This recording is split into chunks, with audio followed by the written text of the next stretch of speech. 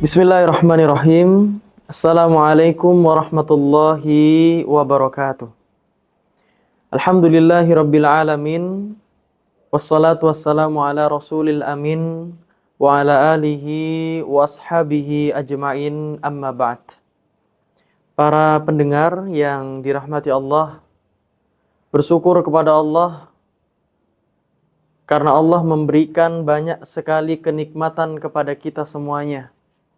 Allah masih memberikan kesempatan kepada kita untuk bertemu dengan salah satu bulan yang kemudian kita nanti-nantikan, yaitu bulan Ramadan. Kita masih bisa merasakan manisnya iman, manisnya Islam di bulan Ramadan. Dan mungkin juga kita bisa merasakan manisnya makanan kolak yang ketika kemudian kita mungkin makan di selain bulan Ramadan itu rasanya biasa saja, namun ketika kita makan di bulan Ramadan rasanya menjadi luar biasa. Salawat dan salam selalu tercurah limpah kepada uswah hasanah kita Nabi Muhammad sallallahu alaihi wasallam. Para pendengar yang dirahmati Allah, ada satu hadis yang diriwayatkan oleh Rasulullah sallallahu alaihi wasallam. Hadis dari sahabat Abu Hurairah radhiyallahu an yang berbunyi, "Unduru ila man huwa asfala minkum wa la tanzuru ila man huwa fawqakum fahuwa ajdaru alla tazdaru ni'matallahi alaikum." Muttafaqun alaih. Artinya, lihatlah kalian kepada orang-orang yang berada di bawah kalian. Tentu dalam urusan atau perkara dunia. Dan jangan pernah melihat kepada orang-orang yang jauh di atas kalian dalam urusan dunia. Mengapa demikian? Fahuwa ajdaru alla tazdaru ni'matallahi alaikum. Karena hal yang seperti itu kebiasaan yang kemudian dibangun di dalam diri kita untuk memandang kepada orang yang jauh di bawah kita dalam urusan dunia dan tidak melihat kepada orang yang jauh di atas kita, hal itu adalah hal yang patut untuk kemudian kita lakukan. Hal yang pantas agar tidak timbul atau agar tidak lahir di dalam diri kita itu sifat meremehkan terhadap ketetapan kenikmatan yang sudah Allah berikan kepada setiap hambanya. Maka ini diisyaratkan oleh Rasulullah sallallahu alaihi wasallam.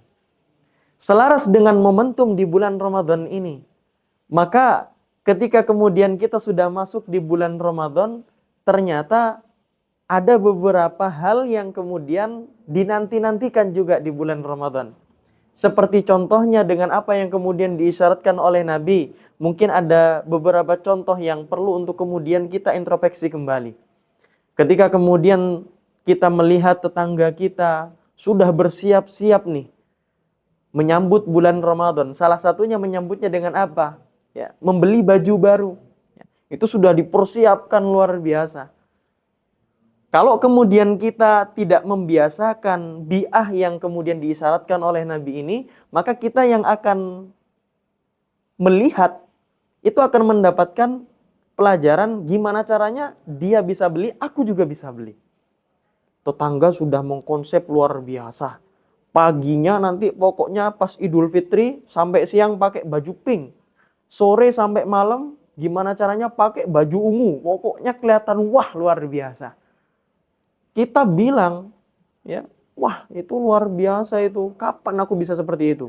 Tetangga yang lain misalnya beli motor baru di bulan Ramadan. Kita misalnya punya kemudian kerabat.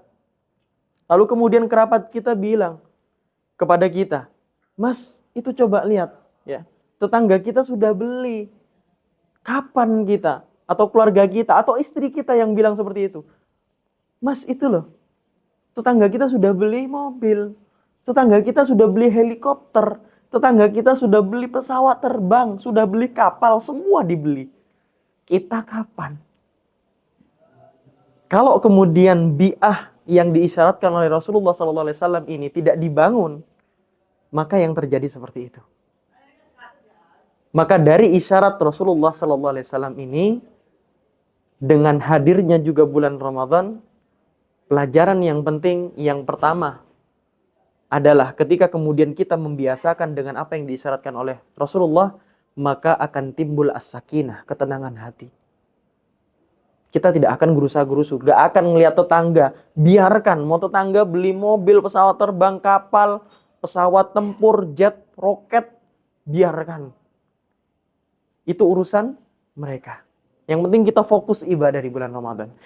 Pelajaran yang kedua adalah bagaimana isyarat Nabi ini ingin mengajarkan, ingin menuntun kita kepada sikap qanaah, menerima, ikhlas. Setiap apapun ketetapan Allah, seberapa banyak pun rizki yang Allah tetapkan, kita terima. Dan pelajaran yang ketiga, yang juga tak kalah pentingnya adalah, dalam urusan dunia kita harus melihat kepada orang yang jauh di bawah kita. Dalam urusan akhirat, inilah kita harus memandang orang yang jauh di atas kita. Mengapa demikian? Karena agar timbul rasa iri. Dia fardunya, wajibnya mengerjakan luar biasa ibadahnya. Sunnahnya juga luar biasa. Maka aku harus iri.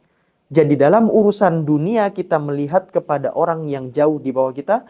Dan dalam urusan akhirat kita harus melihat kepada orang yang jauh di atas kita. Allah berfirman, wa qalilum min ibadiyas syakur. Sedikit sekali orang-orang yang mau menjadi hamba-hamba yang bersyukur. Maka di bulan Ramadan ini kita semoga menjadi hamba-hamba yang selalu bersyukur. Dan amalan kita yang kita tunaikan dari awal sampai akhir, itu diterima di sisi Allah SWT. Nasrun minallah wa fathun qarib. Aqulu qawli hadza wa astaghfirullah li wa lakum. Assalamualaikum warahmatullahi wabarakatuh.